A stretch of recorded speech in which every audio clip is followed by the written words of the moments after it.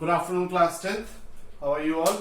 आज geometric progression की third class हम लोग ले रहे हैं। मैं एक बार फिर से उन सभी स्टूडेंट्स को बता दूं जिन्होंने रिसेंटली ज्वाइन किया है that they are starting from geometric progression. ठीक है, there are some students from Paul's and Peter's who have recently joined the batch, so they have started from geometric progression. 2 या 3 lectures हो चुके हैं, तो specially उन स्टूडेंट्स के लिए जिन्होंने अभी ज्वाइन किया है, आप लोग उन ज्योमेट्रिक प्रोग्रेशंस के लेक्चर्स को बहुत अच्छे से देख करके अपना होमवर्क करना स्टार्ट कर दीजिए।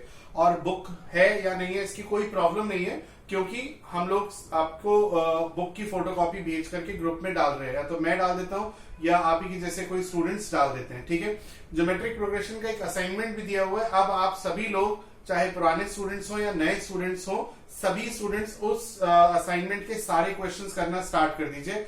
आज की ज्योमेट्रिक प्रोग्रेशन की क्लास लेने के बाद आई एम 100% श्योर कि कोई डाउट बचा हुआ बाकी नहीं रह जाएगा। एंड स्टिल अगर 2-4 डाउट होते हैं तो हम एक क्लास और ले लेंगे। ठीक है, और व्हाट्सएप ग्रुप पर मेरे को सभी लोग रिप्लाई करा करिए, फीडबैक दिया करिए। स्पेशली पीटर्स की जो स्टूडेंट्स हैं they are not active at all. खासतौर पे हिमांश हो गया, और भी कुछ स्टूडेंट्स हैं जो बिल्कुल भी एक्टिव नहीं है। सो प्लीज स्टार्ट कर दीजिए अपनी पढ़ाई को। तो आज जो क्वेश्चंस हम लोग ले रहे हैं जीपी के, काफी अच्छे क्वेश्चंस हैं और मुझे 100% श्योर है कि आप लोगों के डाउट लिस्ट में भी होंगे। तो चलिए स्टार्ट करते हैं। सबसे पहले मैं एक क्वेश्चन ले रहा हूँ। GP has common ratio is equal to 3, last term 486, sum of the terms is 728, find its first term. हमें फर्स्ट टर्म फाइंड आउट करनी है। ठीक है, तो क्या क्या दिया हुआ है देखते हैं। यहाँ पर हमें दिया हुआ है कॉमन रेशियो यानी r is equal to 3, last term यानी l is equal to 486, sum of the terms n terms हम मान लेते हैं 728, और हमें फर्स्ट टर्म इसकी फाइंड आउट करनी है। ठीक है, तो हम लोग इसमें लास्ट टर्म की हेल्प से एक इक्वेशन बना सकते हैं और सम ऑफ n टर्म्स की हेल्प से एक इक्वेशन बना सकते हैं। दोनों को साइमल्टेनियसली सॉल्व करेंगे, आंसर आ जाएगा। एक फॉर्मूला आपको ध्यान होगा, मैंने आपको समझाया था सम ऑफ n टर्म्स का LR minus a upon R minus 1। If you remember, मैंने आपको कई बार बताया था कि एक फॉर्मूला आप लोग डायरेक्ट भी अप्लाई कर सकते हैं। तो पहले देखते हैं इस फॉर्मूले को अप्लाई करने के बाद हमें डायरेक्ट आंसर मिल रहा है या इक्वेशन मिल रही है। तो लेट्स ट्राई। सो अगर हम n टर्म्स का सम अप्लाई करते हैं 728, L हमें दिया हुआ है 486, R यानी कॉमन रेशियो हमें दिया हुआ है 3 माइनस a अपॉन R यानी कि 3 माइनस 1 2। ये बात समझ में आती है बेटा। अब आप एक काम करिए, 2 का क्रॉस मल्टीप्लाई कर दीजिए। सो 2 8 जा 16, 2 2 जा 4 5, 2 7 जा 14 इक्वल्स टू 3 6 जा 18, 3 8 जा 24 25, 3 4 जा 12, दिस इज a। अब हम इसे सॉल्व करेंगे तो a की वैल्यू आ जाएगी direct 1458 minus 1456, that is the answer is 2। तो ये आप फॉर्मूला अगर अप्लाई करते हैं तो आपको डायरेक्ट आंसर मिल जाएगा। तो काफी शॉर्टकट है और एप्लीकेबल है, बुक में गिवन है फॉर्मूला, यानी you can use this formula in your board exams if this type of questions comes in your exam. ठीक है, दूसरा, अगर ये फॉर्मूला ध्यान में नहीं आता, पहली बात तो आना चाहिए, बाई चांस नहीं आता तो आप इसमें L is equal to a R की पावर n माइनस 1, एक फॉर्मूला ये लगा सकते हैं, एक इक्वेशन बनेगी जिसके बारे में अभी मैं थोड़ी देर पहले बात कर रहा था। L की वैल्यू 486, a आपको नहीं पता, R की वैल्यू 3 और नंबर ऑफ टर्म्स भी नहीं पता है। ठीक है, so 486 is equal to a into 3 की पावर n माइनस 1 को देखिए क्या लिख रहे हैं। यहां पर भी 10th के काफी बच्चे गलती करते हैं, अ वेरी गुड पॉइंट। ठीक है, 3 to the power n upon 3 लिख सकते हैं। ठीक है, अब ये 3 का क्रॉस मल्टीप्लाई कर दीजिए, 3 6 जा 18, 3 8 जा 24 25, 3 4 जा 12, 1458 is equal to a into 3 to the power n। ठीक है, बात यहां तक समझ में आती है। तो इसे हम मान लेते हैं फर्स्ट इक्वेशन। अब एक सेकंड इक्वेशन बनाएंगे सम ऑफ n टर्म्स से। मैं इसको रब कर रहा हूं क्योंकि इस फॉर्मूले से क्वेश्चन सॉल्व हो चुका है। ठीक है, आप ये फॉर्मूला कर सकते हैं, सिर्फ एक नॉलेज के पॉइंट ऑफ व्यू से मैं दूसरा मेथड भी इसका बता रहा हूं। तो ये सेकंड मेथड चल रहा है a ब्रैकेट में, क्योंकि कॉमन रेशियो 1 से बड़ा है इसीलिए मैं ये वाला फॉर्मूला अप्लाई कर रहा हूं। समझ में आ रहा है ना आपको, ये वाला फॉर्मूला अप्लाई कर रहा हूं, 1 माइनस r वाला नहीं अप्लाई कर रहा हूं। तो सम दिया हुआ है हमें 728, a यानी फर्स्ट टर्म हमें फाइंड आउट करना है, r की पावर n, r की पावर n मींस 3 की पावर n माइनस 1, और 3 में से 1 गया 2। ये बात समझ में आई बेटा। अब एक काम करिए, क्रॉस मल्टीप्लाई करिए, 2 8 जा 16, 2 2 जा 4 5, 2 7 जा 14, a into 3 to the power n और माइनस a इंटू 1 a। अब देखिए a इंटू 3 की पावर n की वैल्यू आपके पास है 1458, इसीलिए 3 की पावर n माइनस 1 को मैंने 3 की पावर n अपॉन 3 लिखा था। ठीक है, चलिए, तो ये जो वैल्यू है इस वैल्यू को आप यहां सब्स्टिट्यूट करेंगे तो 1456 इज इक्वल्स टू 1458 माइनस ए, और यहां से भी आप देखेंगे तो ए की वैल्यू 2 आएगी। तो ये क्वेश्चन ऐसे कर सकते हैं। इस क्वेश्चन को करने के मैंने दो मेथड आपको बताए, एक डायरेक्ट मेथड जिसका फॉर्मूला कल भी बताया था, आज दूसरी बार बताया, अब एक बार फिर रिपीट कर रहा हूं, s is equals to L R minus A, rub कर दिया है, L R minus A upon R minus 1, तो उससे डायरेक्ट कर सकते हैं। और नॉलेज जो कि सबसे ज्यादा इंपॉर्टेंट चीज है उसके हिसाब से देखें तो हम ये लॉन्ग मेथड से कर सकते हैं, पर ये ज्यादा इंपॉर्टेंट है, ये ज्यादा काम में आने वाला है, क्योंकि वो जो फॉर्मूला हमने डायरेक्ट लगाया था वो एक पर्टिकुलर टाइप के क्वेश्चन में लगेगा, और ये चीज आपको लगभग जीपी के हर क्वेश्चन में अप्लाई करनी है। और यहाँ पर एक जो छोटी सी ट्रिक अपनाई है, 3 की पावर n माइनस 1 को 3 की पावर n अपॉन 3 लिखा है, ये काम में बहुत आने वाली चीज है, ठीक है ना। तो समझिए, इन चीजों को इग्नोर बिल्कुल मत करिए। तो ये पहला क्वेश्चन आज हमने सॉल्व किया है। नेक्स्ट क्वेश्चन जरा यहां से स्टार्ट करते हैं, ऊपर से आप लोग रीड करिए तब तक क्वेश्चन को। यहां लिखा हुआ है find a GP. Find a GP मतलब आपको first, second, third, fourth, fifth, कुछ 3, 4, 5 टर्म्स आपको बतानी है, for which the sum of first 2 terms, sum of first 2 terms, 2 terms का सम आपको दिया है -4, and the fifth term is 4 times the third term, यानी fifth term 4 times the third term की। चलिए बड़े ध्यान से इक्वेशन बनाइए, नहीं बना पा रहे हो तो समझिए, ठीक है। स्टार्ट करते हैं।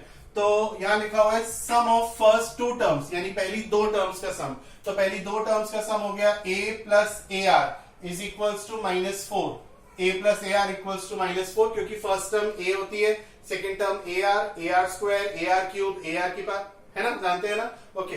And the fifth term is 4 times, यानी कि फिफ्थ टर्म इज का मतलब इज इक्वल्स टू होता है, फिफ्थ टर्म इज इसका मतलब इज इक्वल्स टू होता है 4 टाइम्स, यानी कि 4 टाइम्स 4 इंटू क्या, 4 इंटू थर्ड टर्म। ये बन गई इक्वेशन, ठीक है। कई बच्चे ये भी इक्वेशन नहीं बना पाते हैं, तो ध्यान से लेक्चर को देखिए, समझिए, ठीक है। जल्दबाजी नहीं है, हम लोग काफी चैप्टर्स कर चुके हैं, और इतने दिन के एक्सपीरियंस के बाद मुझे ये रियलाइज हो गया है, और 100% मैं कॉन्फिडेंट हूं कि हम लोग काफी अच्छा कर रहे हैं। बाकी और इंस्टीट्यूट्स के हिसाब से, बाकी और टीचर्स के हिसाब से we are doing quite well. तो जिन स्टूडेंट्स ने शुरुआत में ज्वाइन कर लिया था वो तो बहुत अच्छा कर ही चुके हैं, और भी जो अभी रिसेंटली ज्वाइन कर रहे हैं बच्चे, उनका भी कोर्स ज्यादा पीछे नहीं है। तो आराम से चलिए, लेकिन कॉन्स्टेंटली पढ़ाई करिए। ऐसा नहीं कि आज आपको पता है वीडियो लेक्चर आपके पास ऑलवेज अवेलेबल है, क्योंकि लिंक आपके पास रहेगा। तो ये नहीं कि आज देखा कल नहीं देखा, ठीक है, ऐसा नहीं हो। आप लोग डेली एक पर्टिकुलर टाइम मान लीजिए कि हाँ मैं शाम को 6-7 बजे तक वीडियो अपलोड कर देता हूं। तो एक टाइम मान लीजिए, जैसे आप पहले के दिनों में आपका टाइम बंधा हुआ था कि आपको 7 to 8 पढ़ना ही पढ़ना है, तो अपनी स्टडीज को एक प्रॉपर फ्लो में ले आइए, एक प्रॉपर कहना चाहिए कि टाइम बांध लीजिए कि आपको इतने बजे से इतने बजे तक अब पढ़ना है, ठीक है। क्योंकि चीजें अब बहुत ज्यादा मेरे एंड से, यानी कि हमारे इस कोचिंग के एंड से बहुत ज्यादा अब ट्रैक पर आ गई है, ठीक है ना। अब हम लोग अपने वीडियो लेक्चर्स को भी प्रॉपर अपलोड कर रहे हैं, धीरे धीरे टाइम भी बढ़ रहा है। पहले हम छोटे लेक्चर्स अपलोड कर रहे थे, अब थोड़े ज्यादा बड़े लेक्चर्स अपलोड कर रहे हैं। तो अपनी पढ़ाई को अब प्रॉपर तरीके से अपलोड आप स्टार्ट कर दीजिए, ठीक है। चलिए, तो फिफ्थ टर्म का फॉर्मूला हुआ ए आर की पावर 4, और 4 इंटू थर्ड टर्म हुआ ए आर स्क्वायर, ए से ए कैंसिल हो गया, आर की पावर 4 upon r square is equals to 4, r की पावर ये डिवाइड होगा तो पावर सब्ट्रैक्ट हो जाएगी, 2 is equals to 4, r is plus minus 2। जब भी स्क्वायर रूट लेते हैं तो प्लस माइनस आता है, इससे 2 आंसर्स आएंगे। अगर आपने प्लस माइनस नहीं लगाया तो आपका एक आंसर आएगा, बोर्ड में आधा एक नंबर कट सकता है, ठीक है। चलिए, तो अब r की वैल्यू एक बार मैं 2 लूंगा तो लिखूंगा a plus 2a equals to 4, यानी 3a equals to 4, so a equals to 4/3, ठीक है। चलिए, तो जीपी की हमें क्या फाइंड आउट करना था, फाइंड जीपी, यानी first, second, third, fourth, fifth term find out करनी थी। तो फर्स्ट टर्म हुई ए r square, a r cube, ये हमारा 4 टर्म्स हमने लिख ली। आप 3 भी लिख सकते हैं। तो 4/3 first term, a into r, यानी कि r की वैल्यू में 2 लेके चल रहा हूं, ठीक है ना, -2 भी लूंगा। सो 4/3 इंटू 2, यानी कि 8/3, और 4/3 इंटू 2 का स्क्वायर 4, 4/3 इंटू 2 का cube 8, and so on, dot dot dot जरूर लगा दीजिएगा। 4/3, 8/3, 16/3, 32/3। सो this is GP. GP find out करने का मतलब first, second, third, fourth, fifth, sixth term आपको फाइंड आउट करनी है, ठीक है। एक आंसर ये हुआ। अब इसी तरीके से आप लोग क्या करेंगे, आप लोग r की वैल्यू लेंगे, आर की वैल्यू आप लोग लेंगे -3 और आंसर निकालेंगे ए r square a r cube and so on. So 4/3 into -2 यानी कि आपका आ गया -8/3। इस तरीके से दूसरा आंसर आएगा। तो there will be 2 answer for this question. ठीक है, चलिए नेक्स्ट क्वेश्चन आप लोग रीड कर लीजिए। नेक्स्ट क्वेश्चन आप लोग रीड करिए, तब तक मैं बोर्ड रब कर देता हूं। हाँ, आइए। The first term of GP is 27. If the 8th term is 1/81, what is the sum of 10 terms? तो एक बार फिर से, first term is 27. First term means A की वैल्यू है 27। मैं दोबारा से बोल रहा हूं, आज की क्लास के क्वेश्चन समझने के बाद हम नॉर्मली इतने ही क्वेश्चन बैच में भी कर पाते हैं, शायद इससे भी कम। तो ये क्वेश्चन समझने के बाद जीपी 90% से ज्यादा समझ में आ जाएगा। तो ध्यान से वीडियो लेक्चर को देखिए, हर क्वेश्चन को, और पूरा लेक्चर देखिए। In the first term of GP is 27, A की वैल्यू 27 है। If the 8th term is 1/81, 8th term 1/81 दी हुई है, T8 की वैल्यू दी हुई है बेटा 1/81। अब 8th term का फॉर्मूला बनाइए। 8th term का फॉर्मूला AR की पार्ट 7 इक्वल्स टू 1/81। A की वैल्यू 27 है इंटू R की पार्ट 7 1/81। यहां पर भी एक बहुत इंपॉर्टेंट बात समझाऊंगा काफी स्टूडेंट्स के लिए। ठीक है, मैं नहीं कहूंगा कि सबको नहीं आएगा, हाँ कुछ को जरूर आ जाएगा, पर बहुत बच्चों के लिए बहुत यहाँ पर एक इंपॉर्टेंट पॉइंट है। देखिएगा, r की पावर 7 equals to 81 can be written as 3 की पावर 4 और 27 जब नीचे जाएगा तो ये हो जाएगा 3 की पावर 3 डिवाइड में, यहाँ मल्टीप्लाई में, नीचे जाएगा तो डिवाइड में। सो r की पावर 7 इक्वल्स टू 1/3 की पावर 7। पावर इक्वल है तो बेस इक्वल होंगे, यानी r इज इक्वल्स टू 1/3। ठीक है, यहाँ पर 3 की पावर 7 इसलिए लिख दिया क्योंकि जब मल्टीप्लाई करते हैं तो पावर ऐड हो जाती है। इंडिसेस चैप्टर में 9th में पढ़ा होगा आपने। अब ये हमारे पास r की वैल्यू है और ये a की वैल्यू है। देखिए क्या पूछा है आपसे पूछा है सम ऑफ 10 टर्म्स, 10 टर्म्स का सम पूछा है। तो सम ऑफ n टर्म्स का फॉर्मूला लगाने से पहले ये देखिए कि कॉमन रेशियो 1 से बड़ा है या छोटा है। कॉमन रेशियो आया 1/3, 1 से छोटा है, तो आप वही फॉर्मूला लगाइएगा जो 1 से छोटे के लिए लगाते हैं। 10 टर्म्स का सम, a ब्रैकेट में 1 माइनस r की power n upon 1 minus r। ठीक है, 1 से छोटे वाला फॉर्मूला लगाया हमने। तो a की जगह लिखेंगे हम 27, r की जगह 1/3 की पावर 10 टर्म्स का सम निकालना है तो 10। ये क्लोज ब्रैकेट लगा दीजिएगा ताकि दोनों ब्रैकेट अलग अलग दिखाई दे, और 1 माइनस 1/3। सो 27 डिवाइडेड बाय 2/3 और ब्रैकेट में 1 माइनस 1/3 की पावर 10। इसे ऐसे भी लिख सकते हैं और होल पावर भी 10 लिख सकते हैं। क्यों? क्योंकि देखिए बेटा 1 की पावर 10 तो 1 ही होगा, इसीलिए 1 की पावर लगाने का कोई यूज नहीं है, लगा देंगे तो कोई प्रॉब्लम नहीं है। ठीक है, तो ये हमारा आंसर आ गया 81/2 into this. So this is the final answer, this is the sum of 10 terms. चलिए आगे बढ़ते हैं नेक्स्ट क्वेश्चन पर। जरा देखिए बेटा क्या है, आप लोग रीड करिए क्वेश्चन को। क्वेश्चन अगर आप रीड करेंगे, लिखा हुआ है in a GP the ratio between the sum of first 3 terms and that of first 6 terms, यानी जीपी में पहली 3 टर्म्स का और पहली 6 टर्म्स का रेशियो 125/152 है। Again a very very important question. ये लास्ट एक्सरसाइज के क्वेश्चंस हैं, सारे लास्ट एक्सरसाइज के क्वेश्चन है। लिखा हुआ है the ratio between the sum of first 3 terms, पहली 3 टर्म्स का सम और पहली 6 टर्म्स का सम का रेशियो। तो पहली 3 टर्म्स का सम और पहली 6 टर्म्स का सम का रेशियो है 125/152। आपको कॉमन रेशियो फाइंड आउट करना है। तो पहले मैं ये जानना चाहूंगा, ये आपको समझ में आ गया होगा। तो 3 टर्म्स का सम का फॉर्मूला अप्लाई कर दीजिए, a r की power 3 minus 1 upon r minus 1। यहां मैंने r को 1 से बड़ा अज्यूम कर लिया है, कोई प्रॉब्लम नहीं है। r को 1 से छोटा भी लेके फॉर्मूला लगाएंगे तो भी ठीक आएगा, क्योंकि गिवन तो है नहीं कि r 1 से बड़ा है या छोटा है। तो मेरे मन में जो आया मैंने वो लगा दिया। ठीक है, आप भी ऐसा कर सकते हैं। ठीक है, आगे बढ़ते हैं। यहां पर लिखा a r की power 6 minus 1 upon r minus 1। Obviously एक ही जीपी है, तो अगर 3 टर्म्स के लिए r 1 से बड़ा है तो 6 टर्म्स के लिए भी r 1 से बड़ा होगा, है ना। जीपी तो एक ही है ना।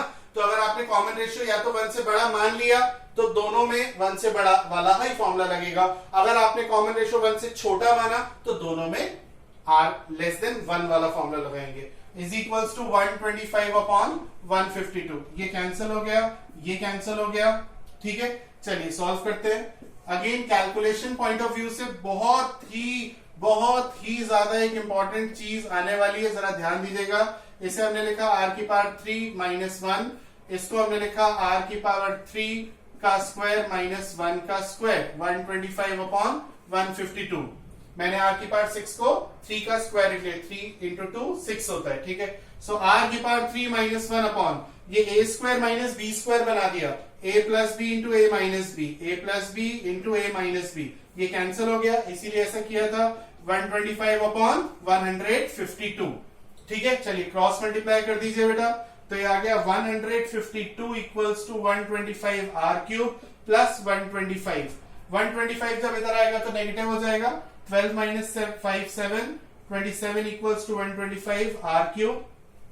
तो फाइनली r की वैल्यू आ गई हमारे पास 27 अपॉन 25, 27 अपॉन 125 का क्यूब रूट, और इसका क्यूब रूट क्या होगा 3 upon 5। So the value of r is 3 upon 5। ये इस क्वेश्चन का आंसर हुआ। आई होप समझ में आ रहा होगा आप लोगों को। और कोई भी प्रॉब्लम हो तो प्लीज व्हाट्सएप ग्रुप पर बताइए। रिसेंटली कुछ और स्टूडेंट्स ने ज्वाइन किया है, I welcome all of you. Saint Paul से प्रशंसा ने भी ज्वाइन किया है अभी। प्रशंसा, कोई भी प्रॉब्लम हो तो बेटा मैं सब आपको स्पेशली बोल रहा हूँ, कोई भी प्रॉब्लम हो तो मुझे व्हाट्सएप पर आप रिप्लाई करिए। बाकी सभी बच्चे रिप्लाई कर रहे हैं। आप प्रीवियस मैसेज तो नहीं देख पाएंगे, लेकिन आप देखेंगे आगे से कि बहुत सारे बच्चे अपनी प्रॉब्लम्स रखते हैं, अपने सोल्यूशंस जो है व्हाट्सएप ग्रुप पर फोटो खींच के डालते हैं। तो आप अपनी प्रॉब्लम्स को बिना हेजिटेट करे पूछिए, ठीक है ना, क्योंकि आप पूछेंगे तभी मैं आपकी प्रॉब्लम्स क्लियर कर पाऊंगा। चलिए आगे बढ़ते हैं। तो अब क्वेश्चन ये लेते हैं, if the sum of this series, इस सीरीज का सम 255 है, आपको number of terms find out करनी है। यानी क्वेश्चन ये है कि कितनी टर्म्स का सम 255 है, 5 टर्म्स का, 10 टर्म्स का, 20 टर्म्स का। You have to find the number of terms, that is you have to find the value of n, n की वैल्यू फाइंड आउट करनी है। चलिए आते हैं। तो हम मान लेते हैं कि n टर्म्स का सम 255 है। हमें पता तो है नहीं कितनी टर्म्स का सम 255 है, हम मान लेते हैं n टर्म्स का सम 255 है। चलिए सीरीज क्या है, 1 प्लस 2 का स्क्वायर प्लस अप टू 2 की पावर n माइनस 1। तो यहां पर n टर्म्स का सम हमने मान लिया कि 255 है। तो फॉर्मूला लगा देते हैं। फर्स्ट टर्म पहले ले लेते हैं 1, कॉमन रेशियो 2 अपॉन 1 यानी कि 2, और नंबर ऑफ टर्म्स तो हमने अज्यूम कर ली कि n टर्म्स है। चलिए a ब्रैकेट में r की power n minus 1 upon r minus 1 equals to 255। दोबारा से बोल दूं एक बार, क्योंकि मैंने मान लिया कि n टर्म्स का सम 255 है, तो n टर्म्स का सम इक्वल्स टू 255, ठीक है। चलिए तो a की वैल्यू है 1, r हो गया 2, और 2 में से 1 गया 1 इक्वल्स टू 255। सो 2 की पावर n माइनस 1 इज 255। ये माइनस 1 इधर आएगा तो प्लस हो जाएगा। सो 2 की पावर n इज 256, एंड 256 2 की पावर 8 होता है। तो n इज इक्वल्स टू क्या आ गया 8, यानी 8 टर्म्स का सम 256 है, ठीक है। चलिए आज की क्लास में इतना ही रखते हैं, and please inform your friends that they can also join the batch, and I will tell them the terms and conditions how they can enrol in my classes.